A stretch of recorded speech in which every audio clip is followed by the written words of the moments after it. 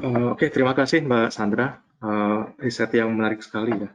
Jadi kalau kita lihat tadi di akhir presentasinya itu Mas Jordi dan Mas Riki ada wartawan juga manusia gitu ya. Kalau saya sih kurang setuju. Wartawan itu manusia super. Karena sebenarnya lebih berat gitu tugasnya wartawan ya. Di tengah pandemi seperti sekarang, wartawan mesti harus memberikan informasi sebagai tanggung jawab sosial gitu ya. Jadi tanpa informasi susah kita bisa mendapatkan situasi ya, bisa mendapatkan situasi yang benar, kemudian bisa menerjemahkan apa yang disampaikan pemerintah misalnya. Kalau kita melihat apa yang disampaikan pemerintah, kadang-kadang kan membuat bingung ya bagi orang awam itu nggak semuanya bisa langsung dimengerti gitu ya. Nah, tugas wartawan dan media inilah yang kemudian membantu masyarakat untuk memahami apa yang disampaikan oleh pemerintah. Tanpa wartawan, tanpa media ya, saya kira eh, informasi tersebut tidak akan sampai ke masyarakat. Itu yang penting. Jadi memang berat ya kondisinya. Saya juga memahami teman-teman wartawan kondisinya sekarang berat. Ini adalah saya kira pukulan ketiga ya untuk wartawan sepanjang waktu ya. Jadi kalau dulu pukulannya adalah teknologi ya, teknologi media ini, teknologi informasi dan komunikasi yang baru ini membuat orang tidak lagi melihat informasi media secara rutin ya, tapi lihatnya dari media sosial gitu, dari orang-orang lain. Yang itu tidak semuanya informasinya bagus.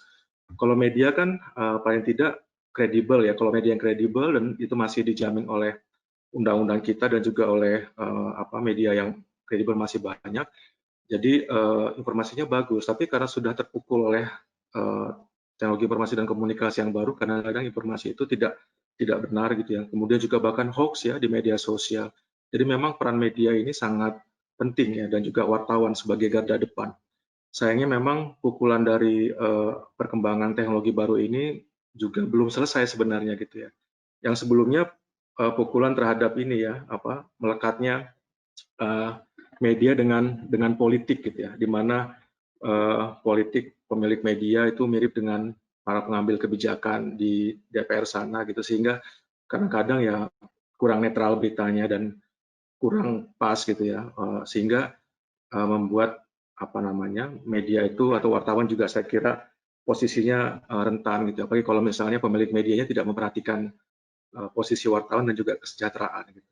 Nah, tapi saya kira pukulan yang ketiga ini yang paling besar gitu, pandemi ini gitu ya. Tidak ada yang menyangka ya sampai awal tahun kemarin gitu ya, bahwa pukulannya begitu besar seperti sekarang. Pukulan dari perkembangan teknologi belum sepenuhnya bisa diatasi, walaupun beberapa media sudah menyikapinya dengan membuat banyak platform ya, terutama video. Sekarang tanpa video kan agak sulit ya media untuk survive, apalagi kalau cetak itu udah semakin pelan-pelan semakin habis, terutama cetak yang di lokal, yang di daerah gitu.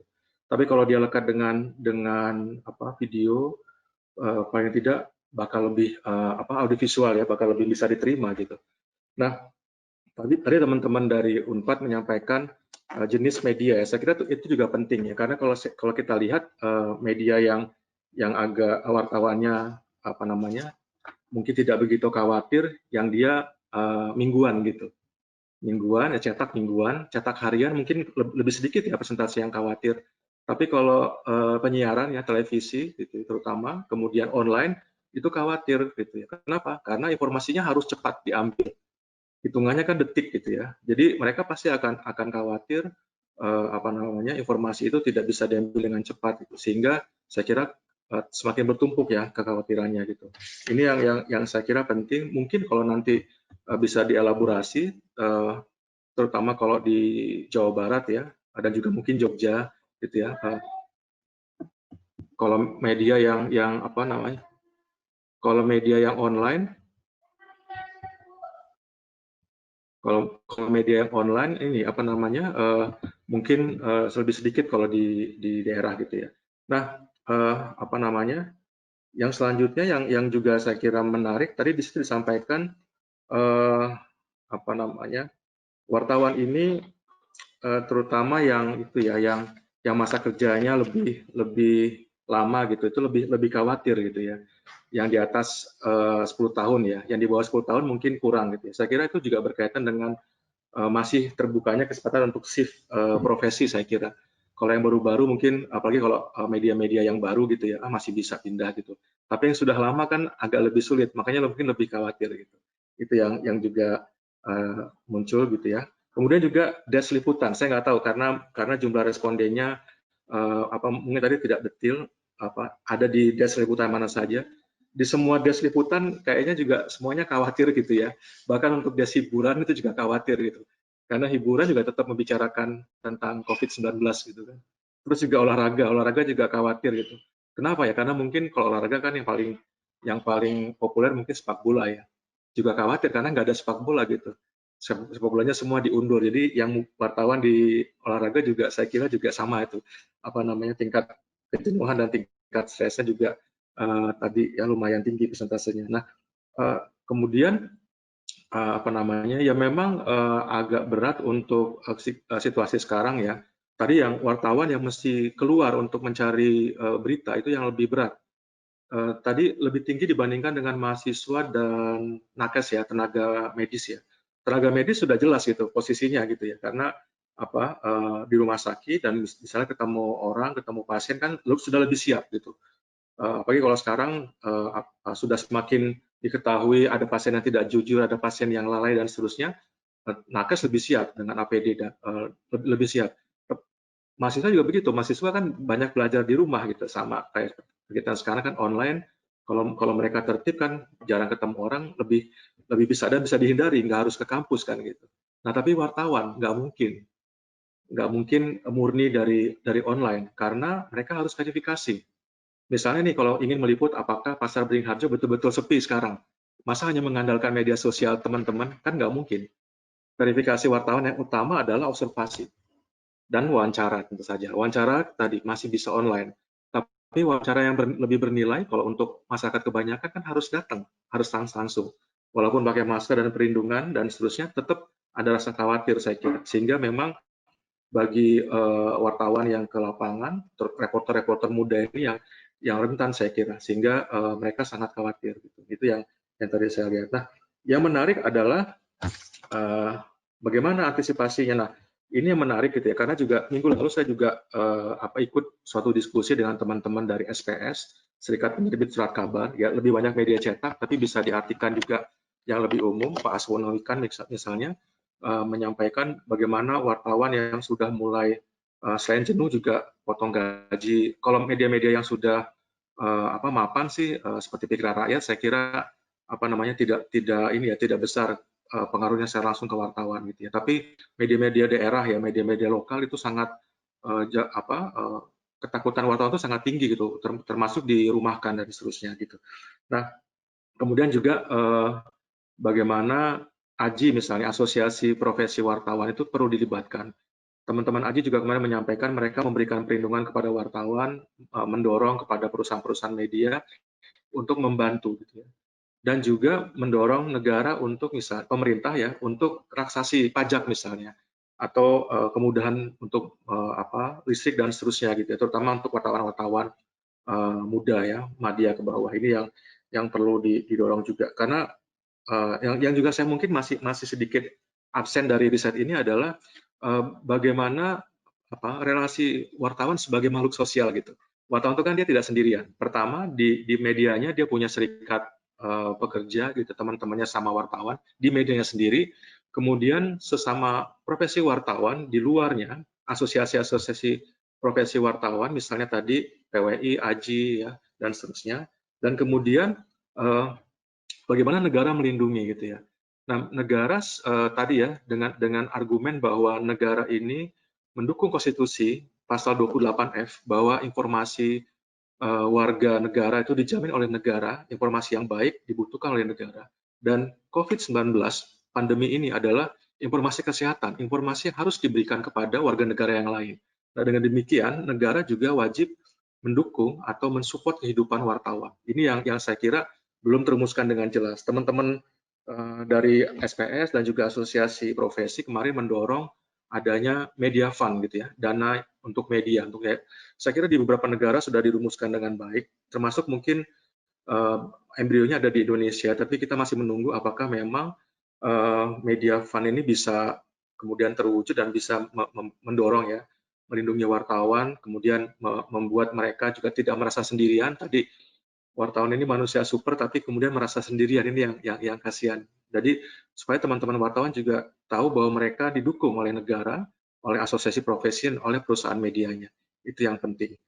Nah, tadi apa namanya? Kalau misalnya negara sudah mendorong mereka membantu, ya wartawan akan lebih tenang dalam menjalankan tugasnya. Walaupun tenangnya sendiri kan ini baru satu sisi ya, baru satu profesi wartawan ya. Tapi wartawan juga kan sebagai tadi ya sebagai warga biasa dan dia punya kebutuhan lain, punya preferensi personal yang tadi kejenuhan personal mungkin sangat tinggi gitu ya. Bagaimana tidak hanya di wartawan ya, kayak misalnya teman-teman juga work from home ini malah jam kerjanya lebih panjang gitu ya, capek lihat layar monitor dan seterusnya itu juga muncul. Nah ini tadi sekali lagi bagaimana juga agar negara hadir ya. Negara ini memang sekarang sangat ditunggu ya, bukan hanya pemerintah sebenarnya. Pemerintah kan yang ada di garda depan, termasuk yang mengumumkan tiap sore itu Pak Yuri ya, dan kawan-kawan di Kementerian Kesehatan. Tapi negara itu kan luas gitu, termasuk juga peran anggota DPR, DPRD, bagaimana mendorong supaya negara ini hadir bagi kehidupan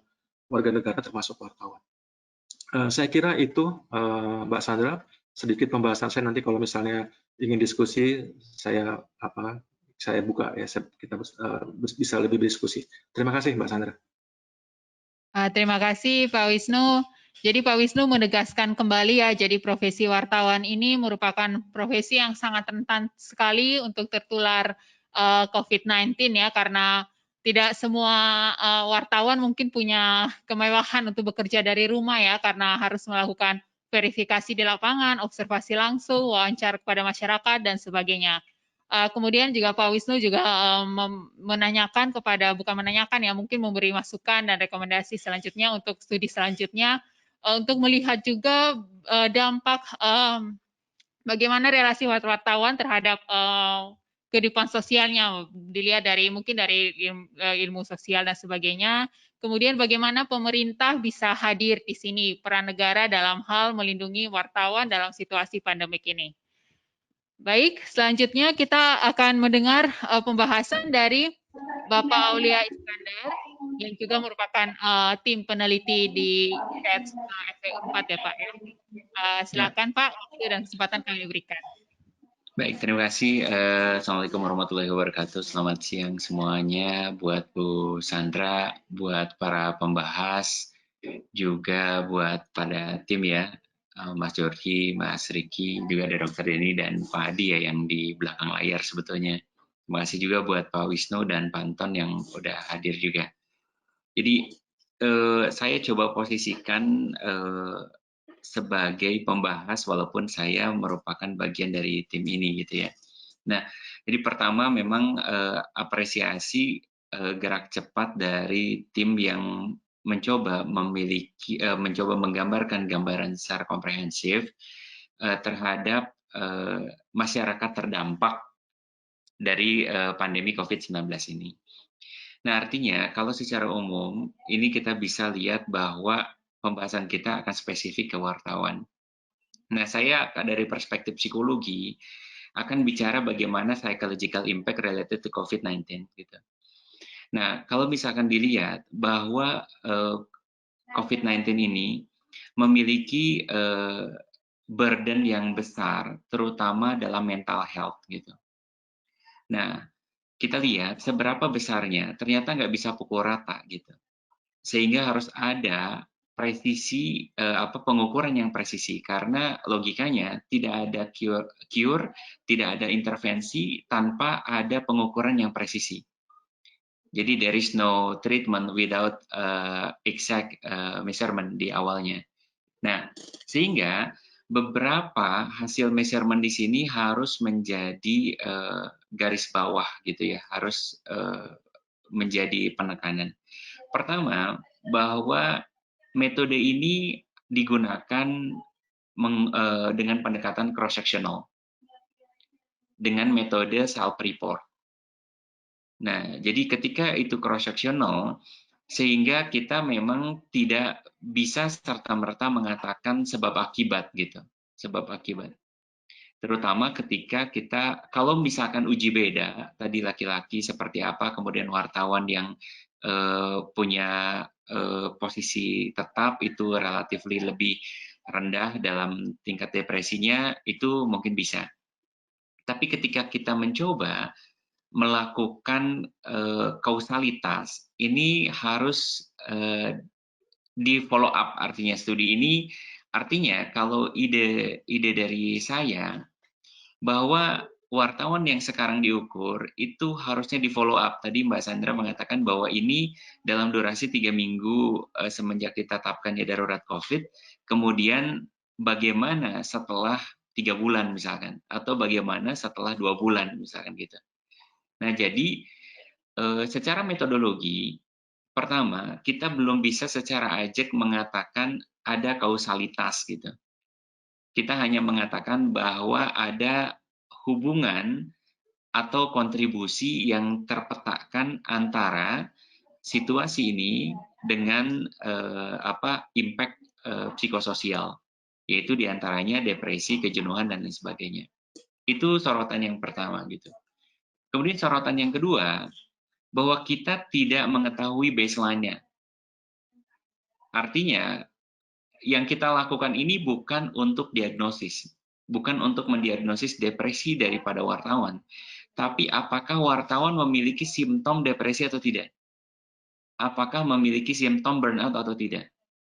Jadi tidak ditujukan, alat ukur ini memang tidak ditujukan untuk melakukan diagnosis. Nah, sehingga kita pun perlu tadi, jika ini menjadi ide buat kita untuk melakukan follow up study. Artinya melakukan longitudinal study. Artinya orang yang sama kita akan ukur lagi, kalau sekarang observasi 1, nanti akan ada observasi 2. Gitu. Nah, jika polanya sama, kita akan bisa melihat keterikatan hubungan, atau misalkan memang kita bisa lihat bahwa si A ini memprediksi B gitu. Nah, yang sekarang ini yang kita bisa bahas, bahwa memang tadi sudah dijelaskan secara gamblang oleh Mas Georgie sama Mas Riki, bahwa ada beberapa hal yang perlu disoroti. Pertama, misalkan mengenai wartawan relatifly terimpact lebih besar daripada nakes justru dalam segi depression symptom. Tapi kita tidak pernah tahu baseline-nya. Mungkin dalam kegiatan sehari-hari, kalau tanpa ada COVID pun, kalau kita ukur, mungkin akan sama. Wartawan lebih tinggi daripada tenaga kesehatan. Gitu. Nah, ini juga menjadi challenge buat kita sebagai akademisi untuk meningkatkan penelitian kita secara lebih kuat lagi, atau meningkatkan scientific rigors kita agar kita bisa tahu lebih pasti. Yang kedua adalah mengenai kejenuhan. Kalau dilihat mengenai kejenuhan, ini merupakan satu hal yang menjadi perhatian utama juga bagi kita sebagai masyarakat, terutama wartawan ini kalau bisa dibilang adalah garda terdepan gitu. Beberapa penelitian yang lain bahwa ketepatan wartawan menerjemahkan informasi, kebijakan, peraturan itu merupakan hal yang utama. Kenapa? Karena expose terhadap informasi mempengaruhi bagaimana orang mempersepsi dan melakukan tindakan. Jika dia jenuh, kebayang bagaimana kualitas tulisannya, kualitas produksinya. Sehingga begitulah yang akan didapat dan dikonsumsi oleh masyarakat. Jadi ini merupakan warning buat kita semua ya. Nah, sehingga kalau misalkan tadi dilihat lebih jauh lagi mengenai burnout, itu kebayangnya 57,14% wartawan mengalami kejenuhan gitu. Nah, dan ternyata kejenuhan ini lebih besar karena topiknya. Topiknya ya itu gitu. Sekarang Serie A berhenti gitu, kemudian Bundesliga berhenti, kemudian segala rupa berhenti. Jadi semuanya ke situ. Secara psikologis, orang jika perhatiannya hanya pada satu hal, monotonus, atau berulang-ulang dan tidak ada kombinasi, maka sangat mungkin dia mengalami kejenuhan. Jadi hidup tanpa variasi, udah gitu Itu aja gitu yang jadi ini pun membuat challenge juga nih ke para Pimret ya. Bagaimana cara agar yang diolah bukan berita itu semua gitu. Apakah betul gitu kalau ternyata situasi COVID ini akan selamanya gitu. Dalam tanda kutip, kalau saya dari perspektif saya yang bisa menyelesaikan situasi ini cuma vaksin. Kalau social distancing, physical distancing di rumah aja segala rupa itu hanya untuk menekan kurva aja gitu. Tapi ketika ketemu vaksin, maka semua orang akan lebih nyaman beraktivitas dan situasi bisa lebih baik lagi gitu. Nah, jadi itu bahasan yang berikutnya. Kemudian saya ke hal yang terakhir yaitu mengenai rekomendasi. Nah, kalau bisa dilihat memang posisi wartawan sekarang dilihat dari profil memang banyak yang kontributor ya. Jadi uncertainty dalam posisinya dia pun setahu saya memang kalau kontributor itu diukur kinerja dan remunerasinya berdasarkan output gitu. Sehingga kalau misalkan outputnya tidak bagus, maka penghasilannya pun sedikit gitu. Jadi ada dua sisi gitu. Sisi yang pertama, dia bosen dengan materi yang itu-itu saja. Sisi kedua, punya tuntutan yang tinggi untuk bisa punya produk yang bagus gitu. Nah, ini pun challenge sehingga ya tadi memang perlu ada beberapa strategi atau quick wins gitu ya. Bagaimana menyediakan kolam yang menyenangkan gitu bagi para wartawan ini gitu. Karena istilahnya dia harus keluar, dia harus ngeliput, tapi yang diliput harusnya bervariasi dan juga harus memiliki kualitas yang baik. Gitu. Nah, jadi tadi kalau dibilang oleh Pak Wisnu, wartawan juga manusia, ya memang wartawan manusia hebat ya Pak, gitu. Karena tuntutannya besar gitu, apalagi di era sekarang, dan sekarang di era disrupsi informasi sekarang, atau di era bahkan post-truth kita sebutnya, bahwa alur informasi ini merupakan hal yang krusial gitu. Jadi tentu saja ini kita selesaikan, bukan selesaikan, kita coba pikirkan bagaimana ya untuk mitigasinya gitu. Karena ini menurut saya bukan hanya tugas pemerintah gitu.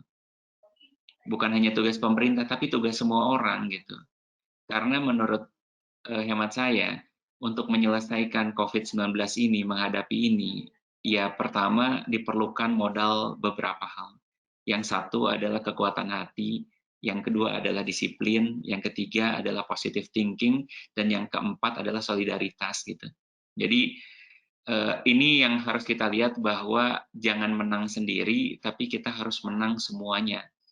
Jadi kalau misalkan kita berempati kepada ojol, pengemudi ojol, atau kita pun harus berempati pada wartawan. Wartawan terdampak loh gitu. Jadi bukan hanya ojol doang gitu. Bukan juga hanya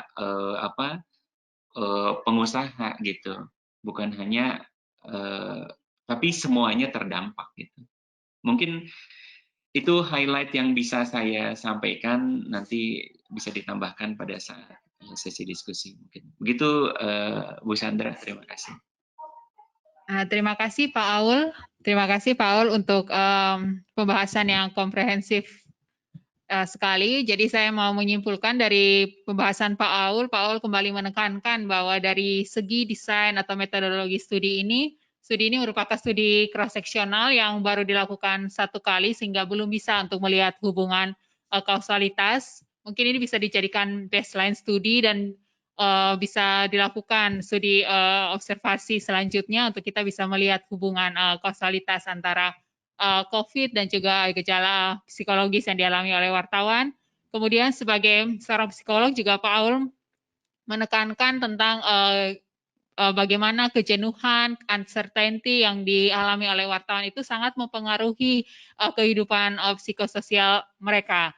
sehingga kita butuh untuk mendapatkan pola yang menyenangkan untuk wartawan untuk bekerja. Jadi ini pas sekali bersama dengan kita sudah hadir Bapak Anton Supriyatna. Selamat siang Pak. Bapak Anton dari Pikiran Rakyat. Bapak Anton akan memberikan pembahasan kira-kira bagaimana, apakah studi ini relevan dengan keadaan Bapak Anton dan teman-teman, kira-kira adakah rekomendasi lebih lanjut yang bisa disampaikan di forum ini, maupun mungkin apa yang sebenarnya wartawan inginkan dalam situasi pandemi COVID ini. Terima kasih. Waktu dan kesempatan kami persilahkan. Mungkin sambil menunggu dari Pak Anton, kita mau, oh ya, ini sedang dihubungi oleh tim IT, Pak Anton sedang dihubungi oleh tim IT. Di sini sudah ada Pak Dr. Denny, dari IKM Unpad, dan juga tim peneliti dari studi ini. Mungkin Dr. Denny bisa memberikan sepatah dua kata, Dok, mengenai pembahasan yang sudah diberikan oleh Bapak Wisnu dan juga Bapak Aul. Oke. Apakah terdengar? Halo? Terdengar dengan jelas, Dok. Oke, baik. Terima kasih. Menarik sekali saya belajar dari Mas Wisnu dan Kang Aulia ya. Jadi betul sekali bahwa intention kami sebetulnya adalah memberikan suatu evidence yang memang karena kita tidak pernah mengira akan ada pandemi semacam ini, jadi kami terdorongnya pada saat pandemi harus ada monitoring gitu, berangkatnya dari surveillance. Nah, di pengantar juga sudah dikatakan seharusnya kami itu memonitor dari sebelum terjadinya pandemi, tapi apa boleh buat kita hanya bisa pada 1 bulan setelah terjadinya pandemi, dan itu pun sebetulnya untuk melengkapi evidence dari yang lainnya. Dan suatu permasalahan, bukan permasalahan ya, hal yang menarik bahwa sebetulnya dengan era disruption ini, tadi dikatakan juga Kang Aulia, kita ini dan Mas Wisnu juga, kita mendapatkan berita itu dari berbagai macam media, termasuk sosial media yang mana orang-orang itu jenuh banget gitu dengan berita-beritanya. Nah, salah satu pilar yang dapat kita percayai sebetulnya media mainstream ya, yang ada dan yang kita inginkan sebetulnya mendapatkan sesuatu let's say kebenaran lah ya, apalagi dengan tadi post truth ya, bikin kita pusing ya. Kalau kita lihat juga wartawan-wartawan yang meliput di Amerika, meliput Presiden Trump begitu ya, bukan main juga ya. Mereka tekanannya juga tidak berasal dari COVID-nya itu sendiri, tapi untuk mendapatkan berita gitu kan ya, sebenarnya juga cukup berat buat wartawan. Nah, the new normal. Nah, kita menuju kepada tatanan yang baru. Tatanan yang baru di mana kita tidak bisa lagi seperti biasanya. Nah, ini butuh juga influencer para wartawan ini. Ya kita harapkan wartawan ini juga tetap sehat secara fisik dan sehat secara psikis ya. Dan kemudian juga cukup segar, tidak jenuh ya. Kalau kita lihat di burnout itu kan tadi ada 3 ya, dari burnout besar ada 3. Burnout dengan COVID-nya itu sendiri ternyata jauh lebih besar. Nah, betul ya Kang Aulia, perlu ada berita-berita lain ya, tidak hanya tentang COVID gitu ya, yang menyenangkan buat kita sambil stay at home gitu ya, work from home. Tidak itu juga membuat kita tambah depresi gitu kan. Betul tadi hanya gejala depresif yang kita tangkap, tapi itu adalah indikator ke arah nanti depresi untuk diverifikasi. Nah, ya itu dari saya sih, dari kami sebetulnya kita semua profesi dan masyarakat perlu hidup di dalam new normal ini. Kalau Pak Jokowi mengatakannya berdamai dengan virus, maksudnya sih kita harus beradaptasi manusia. Cara kerja kita beradaptasi, tapi juga sikap kita, sikap hidup kita beradaptasi. Bagaimana di sini Dr. Sandra ya masih pakai masker itu, walaupun di ruangan ini sudah cukup beradaptasi karena ada yang lain di kiri kanannya dan pakai AC juga ya.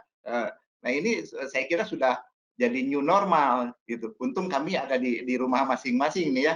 Jadi kita tidak. Tapi ketika kita berada dengan yang lain, ini harus seperti Dr. Sandra ini gitu kan, new normal. Nah, bagaimana para profesional yang harus berjibaku ya. Wartawan kan harus tahu, harus dekat, harus dengan sumber berita. Mereka juga harus pakai new normal itu ya. Bagaimana menjaga fisik dan psikisnya. Kita lihat tadi mereka yang ke lapangan ternyata pantun makanannya juga kurang baik ya Pak ya. Dan mereka juga kurang suplemen, kurang kurang menikmati matahari gitu kan ya. Nah, ini ada hal-hal yang harus difikirkan oleh kita semua. Oke lah, kita tidak bisa membandingkan, tapi dengan evidence ini kita harus tersadar bahwa kita harus hidup di dalam dunia yang baru. Terima kasih banyak Mas Wisnu, Kang Aulia, Pak Anton, dan Dr. Sandra. Saya kira kami ingin mendengar dari Pak Anton nih. Silakan Pak. Terima kasih Dr. Denny yang sudah menyampaikan tanggapannya terhadap pembahasan kali ini. Dr. Denny menekankan bahwa the new normal ini memang harus diadaptasi oleh kita semua, termasuk juga oleh para wartawan, seperti itu ya. Kita mau menghubungi Pak Anton, mungkin kita lewat telepon aja bisa ya Pak ya? Nanti kita sambungkan ke mikrofon di sini. Ini tentu suara dari Pak Anton dan para wartawan sangat benar-benar kami tunggu ya untuk masukan terhadap studi dan pembahasan kali ini.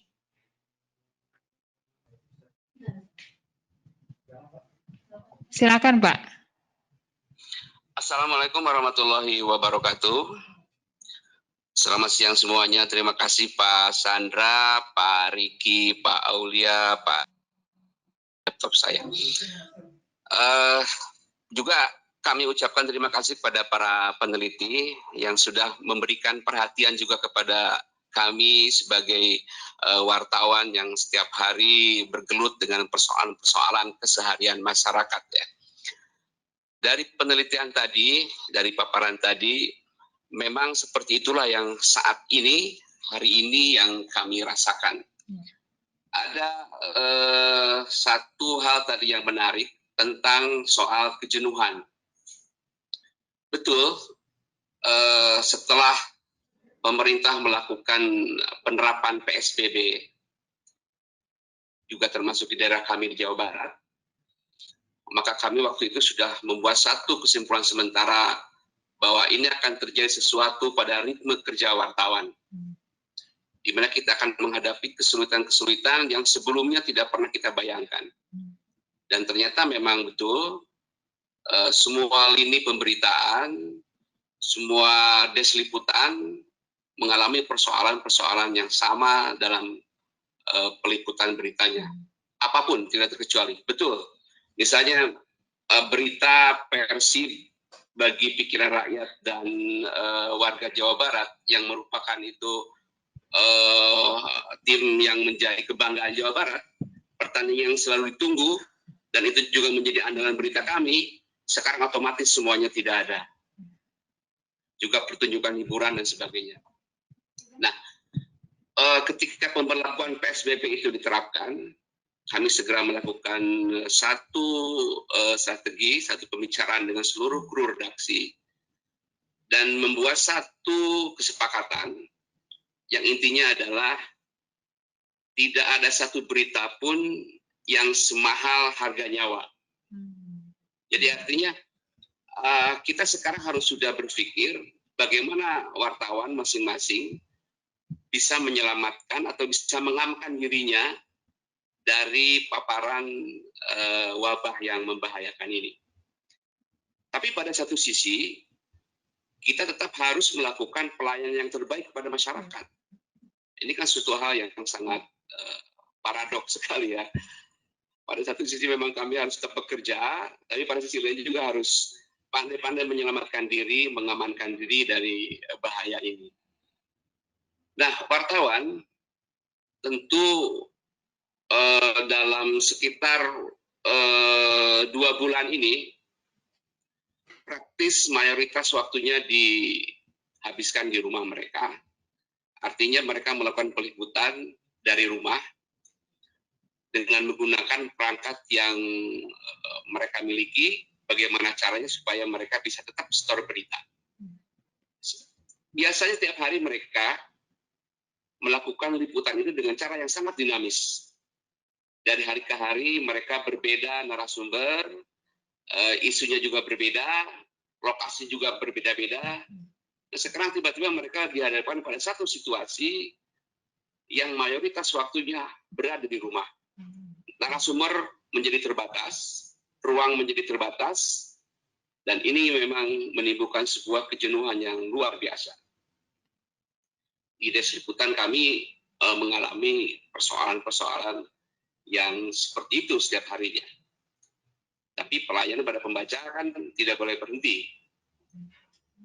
Nah, di samping itu juga isu yang monoton dari hari ke hari itu saja terus, soal corona dan hal-hal serupa itu juga membuat wartawan tidak bisa mengembangkan ide-idenya yang lebih jauh. Tidak seperti pada situasi yang normal ya. Nah, isu-isu negatif ini yang tiap hari diproduksi itu juga berpengaruh terhadap mental wartawan. Itu menjadi negatif juga gitu loh. Karena ini yang diproduksi adalah bukan good news, gitu ya. Itu berpengaruh juga pada kami di lapangan, terutama wartawan yang punya kewajiban setiap hari untuk mengirimkan berita. Tetapi tidak semua berita juga pada akhirnya tidak diselesaikan dalam rumah, gitu ya. Ada beberapa peristiwa, ada beberapa materi berita yang tetap wartawan harus ke lapangan. Misalnya ketika ada sebuah kebakaran besar, di mana waktunya itu sangat mepet dengan deadline, dan tidak mungkin dia melakukan konfirmasi kepada petugas pemadam kebakaran misalnya, sementara beritanya ditunggu, maka dia mau tidak mau harus terjun ke lapangan, melihat langsung situasinya dan meminta konfirmasi dari petugas-petugas di lapangan. Nah, ini sesuatu yang tidak bisa dilakukan dari dalam rumah. Atau juga harus ada pemantauan pada peristiwa-peristiwa tertentu yang membutuhkan di situ ada visualisasi, terutama untuk kawan-kawan dari fotografer ya. Kalau ada kebakaran, ada kejadian kecelakaan, tidak mungkin fotografer meminta kepada wartawan lain, gitu ya. Belum tentu juga ada dari kantor berita antara misalnya hadir dalam peristiwa itu. Jadi paling tidak mungkin foto untuk melakukan duplikasi misalnya atau meminta kepada wartawan yang lain. Nah, persoalan-persoalan ini juga menjadi pemikiran kita. Betul tadi bahwa harus ada satu pola pola kerja atau perubahan materi liputan sehingga kita tidak lagi terpaku kepada isu-isu yang monoton seperti itu. Karena kejenuhan itu memang berbahaya. Pada sisi lain, juga tidak semua kawan-kawan wartawan bisa berada di rumah. Misalnya untuk level redaktur pelaksana atau pemret, tetap dia harus hadir di ruang redaksi, karena ada hal-hal yang tidak mungkin diselesaikan di rumah. Terutama ketika menjelang naik start ya. Ketika semua materi harus dilihat satu persatu agar tidak terjadi kesalahan, apalagi yang menyangkut persoalan-persoalan hukum. Ini akan sangat berbahaya. Jadi mau tidak mau kehadiran unsur-unsur pimpinan ini juga sangat dibutuhkan di lapangan, di ruang redaksi.